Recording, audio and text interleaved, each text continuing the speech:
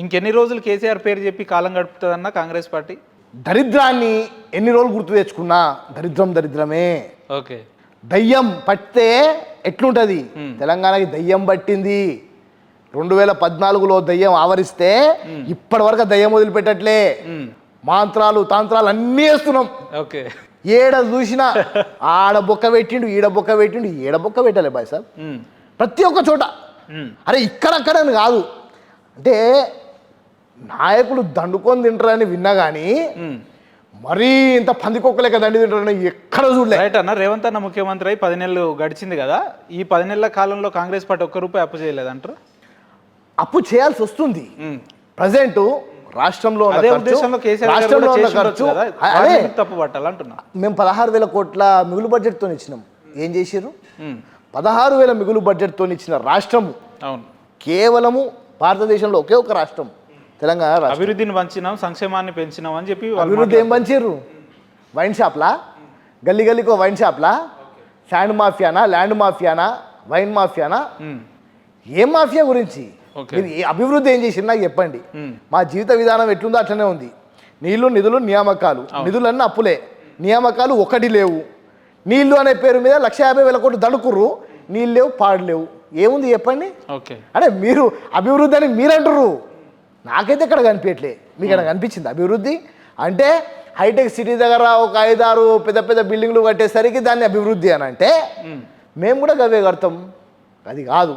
మేము ఇక్కడ విద్యార్థుల భవిష్యత్తు చూస్తున్నాం, రాష్ట్ర భవిష్యత్తు చూస్తున్నాం, దేశ భవిష్యత్తు చూస్తే ఎందుకు నిరుద్యోగులంతా ఆర్టీసీ క్రాస్ రోడ్ మీద రాత్రి 12 గంటలకు నిరసన చేయాల్సిన పరిస్థితి వస్తుంది? గ్రూప్ 2 అని చెప్పి, గ్రూప్ 1 అని చెప్పి, లేదంటే ఇతర నోటిఫికేషన్ల పిల్లలంతా ఎందుకు నిరసన దీక్షలు, ధర్నాలు ఎందుకు చేయాల్సి వస్తుంది అంటారు? అందుకే ఫస్ట్ చెప్పినా నేను మీకు, ప్రతిపక్షము 1,00,000 కోట్లతో బలంగా ఉంది. ఆనాడు కాంగ్రెస్ పార్టీ ప్రతిపక్షంగా జేబులో రూపాయి లేకుండా మేము ఉద్యమాలు చేసినాం. ఎవరైతే మొట్టమొదటి ఉద్యమం మొదలు పెట్టిరో కానీ మీరు ఏం చెప్తున్నారో, ఏం చేస్తున్నారో అది చెప్తలేరు. అరే ఇంకా నీ చెప్పాలి బాయ్. ఇంకా ఇప్పుడు ఇంకా విద్య ఒకటే కవర్ చేసిన. ప్రతిపక్షానికి ప్రజలకు ఏం సంబంధం అన్న? ప్రభుత్వాలు కనుక వారి బాధ్యతను నిర్వర్తిస్తే ప్రతిపక్షాలు ఎందుకు వస్తాయి అంటున్నా నేను. అయితే నేను మీకు చెప్పేది అదే, ఈ ధర్నాలు చేసే వాళ్ళు ఎవరైతే స్టార్టింగ్ చేసిర్రో వాళ్ళు కనీసము అప్లై కూడా చేసుకోలేదు ఎగ్జామ్కి. వాళ్ళు వచ్చి మాకు అన్యాయం జరుగుతుందో, మాకు అన్యాయం జరుగుతుందో అని విద్యార్థులను రెచ్చగొట్టారు. అంటే కేసీఆర్ గారి ప్లానింగు ప్రీతం గాడికి బాగా తెలుసు. ఎందుకనంటే ఆయన మాయాజాలంలో నేను కూడా వడి జైలుకి వేసి వచ్చిన కాబట్టి నేను చెప్తున్నా. ఆయన మాయాజాలంలో వడి ఆయన మాటలు విని ఆయన రెచ్చగొడితే రెచ్చిపోయి నేను కూడా ఆలోచన విధానం, వ్యక్తిత్వం ఎట్లుంటుందో మీకు బాగా తెలుసు అన్నట్టు. 100% బా ఆయన అడుగేస్తే నెక్స్ట్ అడిగేందో నేను చెప్పగలుగుతా. దగ్గరగా నేను పని చేసిన ఏం చేస్తారో నేను చెప్తా. రెచ్చగొడతారు వీళ్ళు ఫస్ట్. ఆ రెచ్చగొట్టే క్రమంలో మీకు సంబంధం ఉండదు ఆ సబ్జెక్ట్కి. రెచ్చగొడతారు. కొట్టిన తర్వాత మీతో పాటు 10 మంది జమ అయిన తర్వాత వాళ్ళ బలి పరిశీలన చేస్తారు. ఎవడైతే రెచ్చగొడతారో వాడు పారిపోతాడు. ఈవెన్ అశోక్ నగర్లో జరిగింది కూడా అదే. అన్యాయం జరుగుతుంది అని చెప్పిన వాళ్ళు ఎవరైతే ఉన్నారో, ఎవరైతే రోడ్డు మీద ఎక్కినరో వాళ్ళు అసలు ఎగ్జామ్స్కి అప్లై చేయలే. మేము మొత్తం తీపించినాం వాళ్ళ డేటా. రెచ్చగొట్టిరు విద్యార్థులని. అరే నిజమే అనుకుని రెచ్చగొట్టిరు. నిన్న జరిగిన సంఘటన ఏదైతే మన లగచర్లలో జరిగిన రైతులను కూడా వాళ్ళే రెచ్చగొట్టిరా. కలెక్టర్ మీద దాడి అండి, ఇది ఈజ్ నథింగ్ బట్ ప్రభుత్వం మీద దాడి అని అనుకోవాలి మనం. 100% కరెక్టే. అది కొంచెం వినడానికి మీకు బాధగా లేదా, ఇబ్బందిగా లేదా? ఇబ్బందిగా ఉంది. అదే అంటున్నా కదా, 1,00,000 కోట్లతో బలంగా ఉన్న ప్రతిపక్షం ఏం చేసిందని అంటే, అక్కడ పోటీ చేసిన ఒక అభ్యర్థి ఆయనకు కేటీఆర్ 10 సార్లు కాల్ చేస్తాడు. ఆ 10 సార్లు కాల్ చేసి ఆడ గొడవ పెట్టించమని చెప్తాడు. మా పేద గిరిజన గొడవ రైతులతో ఆధారాలు ఏమైనా ఉన్నాయా? రాష్ట్ర ప్రభుత్వం కాల్ లిస్ట్ బయట పడ్డది కదా, ఇంకేం కావాలి? కాల్ లిస్ట్ బయట పెట్టింది కదా. కాల్ లిస్ట్ లో గొడవ కలెక్టర్ని కొట్టాలని ఎక్కడ లేదు కదా. ఇప్పుడు బాయ్సాబ్ ఈరోజు ఒక గొడవ జరిగేటప్పుడు, మీ ఇంట్లో ఏమైనా సంఘటన జరిగినప్పుడు మీ కాల్ లిస్ట్ ఆధారంగా మీరు ఎంతసేపు మాట్లాడినరు, ఏం చేసిండ్రు అనే దాన్ని బట్టి మనం ఒక 2-3 సార్లు మాట్లాడు. ఏంది ఐ లవ్ యూ చెప్పుకురా ఇద్దరు? ఇద్దరు ఏమైనా గేసా 10 సార్లు మాట్లాడుకోనికే గొడవ అయ్యేటప్పుడు కాదు కదా. గొడవ జరిగే 10 నిమిషాల ముందు 10 సార్లు మాట్లాడుకుంటే రెచ్చగొట్టినట్టు కాదా? ఏం మాట్లాడిరు మరి? లిక్కర్ గురించి మాట్లాడిరా, ఢిల్లీకి పోయి కాలు పట్టుకుంటున్నాను మాట్లాడిరా, బావబామ్మర్దులా, ఇవన్నీ వద్దు. 100% వారం 10 రోజుల నుంచి 2 రోజులకు ఒకసారి మాట్లాడుకుంటున్నాం కదా. ఇంటర్వ్యూ గురించే మాట్లాడినామా, ఇంకేమన్నా మాట్లాడుకున్నామా? మనం ఇంటర్వ్యూ గురించే మాట్లాడుకున్నాం కదా. మరి అంటే వాళ్ళు కూడా వ్యక్తిగత అవసరాల కోసం ఫోన్ చేసి ఉండొచ్చు అని అనుకోవచ్చు. గొడవ జరిగే ముందు 10 సార్లు వ్యక్తిగత అవసరాల గురించి అని ఐ లవ్ యూ అంటే ఐ లవ్ యూ టూ అని చెప్పుకోనికే కాల్ చేసినట్టే మేము నమ్మాలి. షోలలో పూలు పెట్టుకొని ఉన్న మీడ ఓకే ఏం జరిగిందో దాన్ని కూడా డీకోడ్ చేస్తాం. లోపటేసి బొక్కలేసి గట్టిగా నూకుడు చక్కగా అవుతారు. 100%లో 70% కాంగ్రెస్ కార్యకర్తలే ఉన్నారని చెప్తున్నారు వాళ్ళు. ఇప్పుడు జైల్లో ఉన్నారు అంతా కాంగ్రెస్ కార్యకర్తలు కదా, ఎక్కడో బీఆర్ఎస్ వాళ్ళు ఒక 4-5 ఉండొచ్చు. అక్కడ చర్చ చేయడానికి తప్పేంది అని అంటున్నా. చర్చ చేస్తే తప్పేంది అని అంటున్నా. ఒక కలెక్టర్ గారు వచ్చిర్రు, వాళ్ళ భూములు ఇవ్వడానికే ఇష్టపడని రైతులు చర్చలకు ఎందుకు వస్తారన్న? అంటే గత ప్రభుత్వము మన అన్ని భూములు వాళ్ళకి ఇష్టం ఉండి తీసుకున్నారా, గుంజుకొని తీసుకోలేదా? ఎక్కడ మాట్లాడదామా మరి? ఎక్కడెక్కడ ఏమేమి భూములు తీసుకున్నారు, ఏమేమి కథ చేసిరు అనేది ఆనాడు మీరు చర్చలకు కూడా విలువలే. ఈరోజు మేము చర్చలకు కలెక్టర్లను పంపించినాం అంటున్నాను నేను. భూములలో ఒక 100 ఎకరాల్లో, ఒక 50 ఎకరాల్లో, 500 ఎకరాలు అంటే ఏమో కానీ దాదాపు 1500-2000 ఎకరాలు అని అంటే మండలాలే ఎగిరిపోయే పరిస్థితులలో ఉన్నప్పుడు వాళ్ళకి ఆల్టర్నేట్ చూపించే అక్కడ ఎవరు నాదుడు ఎవరు అంటారు? రాత్రికి జీవోలు తెచ్చేది కాంగ్రెస్ పార్టీ కాదు అన్న, మేము తీసుకురాలేదు. ప్రపోజల్ అక్కడ వాళ్ళకు సంబంధించి ఒక ఫార్మసిటీనా అక్కడ ఒక సెజ్జా ఏర్పడితే అక్కడ ఉన్న వారికి వాళ్ళకే లాభం జరుగుతుంది అని చూపించే ప్రయత్నం చేసినాము. అక్కడ రైతులకు నచ్చకపోతే తప్పకుండా వాళ్ళు వచ్చి చెప్పుకునే ఒక ప్రయత్నం, ఓ వేదిక తయారు చేసినాము. ఆ వేదికను చర్చా వేదికని వదిలేసి అందరిని రెచ్చగొట్టి కావాలని చేసిండ్రు, తప్పుదోవ పట్టించే ప్రయత్నం చేసిండ్రు. మరి మల్లన్న సాగర్కి సంబంధించి మీరు చేసినప్పుడు రాత్రిలో మేము టెంట్లు వేసుకుంటే రాత్రి మా టెంట్లు లేపించారు, మమ్మల్ని తీసుకెళ్ళి అరెస్ట్ చేయించారు. అదే మల్లన్న సాగర్ నేను పడుకున్న రాత్రిలల్లా. ఊరికి సంబంధించి ఇప్పటికీ లేవు, ఇప్పటికీ కంపెన్సేషన్ లేదు. 123 జియో అని తీసుకొచ్చి 5 లక్షలకు ఎకరం అని చెప్పి అడ్డగోలిగా మీకు ఇచ్చినట్టు పాస్ చేసారు. ఆనాడు నేను చెప్పిన 5 లక్షలకు నీ ఫామ్ హౌస్ కొంటే ఇస్తావా అని.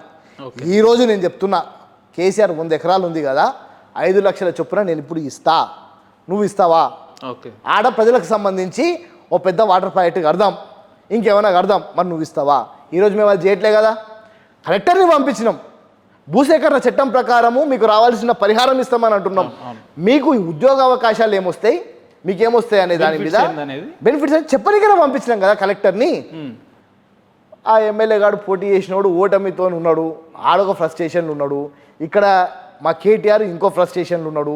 ఎక్కడ అరెస్ట్ అవుతాడా ఏందా? ఫార్ములా 1 రేస్కి సంబంధించి అన్ని బట్టబయలు అవుతున్నాయి. యోగా చేస్తా నేను పోయి జైల్లో, బయటకు వచ్చి పాదయాత్ర చేస్తా, నేను తిన్నది అరగలేదని చెప్పి మాట్లాడుతున్నాడు ఆయన. వీళ్ళంతా ఫ్రస్ట్రేషన్ లా ఏం చేస్తారో అర్థం కాదు. మనిషి తప్పెప్పుడు చేస్తాడు అంటున్నారు అన్న. కేసీఆర్ గారు గోడకి ఇలాంటిది తీసిన తుపాకీ లాంటిది బయటకు వస్తే శబ్దం తట్టుకోలేరు అని అంటున్నారు. ఏ తుపాకీ? పిట్టల ద్వారా తుపాకీ అది. మరి కేసీఆర్ గారిని మరీ లైట్ గా తీసుకుంటున్నట్టు అనిపిస్తుంది ప్రీతం అన్న. ఆయన గురించి నాకు మొత్తం తెలుసు కాబట్టి నేను లైట్ గానే తీసుకుంటా. ఈక అంటున్నా. ఆయన రెచ్చగొట్టేది నేను రెచ్చగొట్టడం మొదలు పెడితే ఆయన మీద ఆయన కార్యకర్తలు దాడి చేస్తారు. ఆయన కంటే గట్టిగా రెచ్చగొడతా నేను. అంటే అధికారంలోకి వచ్చిన తర్వాత ప్రీతమన్న కొంచెం ఇబ్బంది పడనంటే చెప్తా, కొంచెం అహంకారం ఎక్కువైనట్టుంది. అహంకారం కాదు ఇది. ఓకే, వాళ్ళు చేసినవన్నీ చూసి కడుపు మంట. మొన్నటిదాకా కనపడలే, మొన్నటిదాకా బయటికి రానియలే, ఇప్పుడు అన్ని బయటికి వస్తుంటే చూసి రగిలిపోతున్నా, రక్తం మరుగుతుంది. నిజంగా చెప్తున్నా, ప్రభుత్వంలో ఉండి కూడా చెప్తున్నా, కేసీఆర్ చేసిన దానికి నిజంగా అవకాశం ఉండుంటే అడవిలకు పోయి తుపాకి పడుతుండే, పటపట కాల్చి పడేస్తుండే. నా ప్రజల్ని అంత హింసించిండు, నా ప్రజల్ని అడ్డం పెట్టి తెలంగాణని అమ్ముకున్నాడు. ఇట్లా మాట్లాడుతున్నారు. అరే నా ప్రజలు పొట్ట కొడితే నేను ఊరుకుంటున్నా? బాయ్ సాబ్ నువ్వు బాగానే ఉన్నావు. నిజంగా అనిపిస్తుంది నాకు. పటపట పిట్టల లెక్క కాల్చాలే నలుగురిని, మావని, అల్లుణ్ణి, కూతుర్ని, కొడుకుని, సంతోష్ రావుని, అందరినీ పటపట కాల్చి పడేశారు. ఆనాడు ఉట్టే నక్సలిజం పెరగలే, ఇటువంటి వ్యక్తిత్వంతోనే పెరిగింది. ఈరోజు మళ్ళా రెచ్చగొడుతురు. ఇలాంటి నాయకులు ఉండడం వల్ల పెరిగిందంటారు. 100% నక్సలిజం పెరిగింది ఇటువంటి నాయకుల వల్లనే. అడ్డగోలిగా రాష్ట్రాన్ని అప్పుల పాలు చేసి ప్రజలను అడ్డం పెట్టి ప్రజల సెంటిమెంట్లతో ఆడుకొని మాకు 3 ఎకరాలు ఇస్తానని నమ్మించి, మాకు డబుల్ బెడ్రూమ్లు ఇస్తానని నమ్మించి, మా పిల్లలకు KG to PG ఇస్తానని నమ్మించి, అడ్డగోలుగా మమ్మల్ని నమ్మించి మోసం చేసి మేము అడుగుతే మా మీద కేసులు పెట్టి ఈరోజు మళ్ళీ ఫామ్ హౌస్లో పోయి వండిండు. ఏం చేస్తున్నాడు? మళ్ళా రెచ్చగొడుతున్నాడు. రేవంత్ రెడ్డి గారి నాయకత్వాన్ని పూర్తి స్థాయిగా బురద జల్లే కార్యక్రమంలో ఈరోజు మళ్ళా రెచ్చగొడుతున్నాడు. చూసుకుంటా కూర్చోవాలా బాయ్ సార్? మా నాయకుడేమో పొద్దున లేస్తే సెక్రటేరియట్కి వచ్చి పనులు చేసుకుంటా ప్రజలకి ఏం కావాలో అది చేసే ప్రయత్నం చేస్తున్నాడు. ఒక్క పెద్ద వర్షం పడితే హైదరాబాద్ మొత్తం మునిగిపోతుంది బాయ్ సాబ్. ఎంతో మంది చచ్చిపోయారు, నా బిడ్డలు చచ్చిపోయారు, నా చెల్లెలు చచ్చిపోయారు. అరే గొలుసుకట్టు చెరువులతో ఉన్న హైదరాబాదుని మరొకసారి వరదల బారిన పడకుండా చేయాలనే ఒక కార్యక్రమం అడిగేస్తే ఎప్పుడో అయ్యప్ప సొసైటీ కూలగొట్టిన వీడియోస్ని తీసుకొచ్చి అది ముందర పెట్టి మొత్తం కూలగొట్టేసారు అని చెప్పి ఓ సెంటిమెంట్ క్రియేట్ చేశారు. రేవంత్ అన్న బాధపడ్డాడు. సరే, ప్రభుత్వం ప్రతిష్టాత్మక ఆలోచనతో హైడ్రా అనే అంశాన్ని తీసుకొచ్చారు కదా, అది ఎంతవరకు వచ్చిందన్న? ఎందుకు అరకొరగా ప్రజల్ని ఇబ్బంది పెట్టే అంశాలు? మార్కింగ్లు జరిగినాయి. ప్రతి ఒక్క చెరువులు మార్కింగ్ జరుగుతుంది. వాళ్ళకి సమయం ఇస్తున్నాం, మీరు వెంటనే ఖాళీ చేయాలని చెప్పి వాళ్ళకు ప్రత్యామ్నాయం చూపించే ప్రయత్నం కూడా చేస్తున్నాం. గత ప్రభుత్వాలు అడ్డగోలిగా చెరువులను కబ్జా చేసి కూలగొట్టిన ఇల్లు ఆల్టర్నేట్ చూపించారన్న వాళ్ళ బాధితులకు.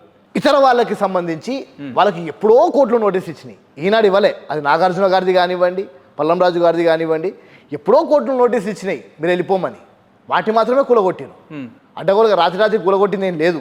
ఎప్పటి నుంచో కోర్టు నోటీస్ ఇచ్చారు. సామాజిక మాధ్యమాల్లో అనేక ప్రజలు ఇబ్బంది పడుతున్నట్టు ఈ వీడియో రూపంలో బయట చూస్తున్నాం మనం. 100%. మళ్ళీ అదే చెప్తున్నా, 1,00,000 కోట్లతో ప్రతిపక్షం బలంగా ఉంది. ఈ పదం మీకు బాగా అలవాటైనట్టుంది. అలవాటేం కాలే. ఈడ సోషల్ మీడియా నొక్కితే 18 మంది పేర్లతో బయట పెడతా. 18 మందిని దుబాయ్కి టికెట్లు బుక్ చేసి పంపించి దుబాయ్ నుంచి సోషల్ మీడియా హ్యాండిల్ చేసారు బాయ్ సార్. ఈ మాట కాదని కేటీఆర్ని అలా కొడుకు హిమాంశు మీద ఒట్టేసి చెప్పమని చెప్పారు. కాదని 18 మందిని దుబాయ్కి పంపించి దుబాయ్ నుంచి సోషల్ మీడియా నడిపించారు.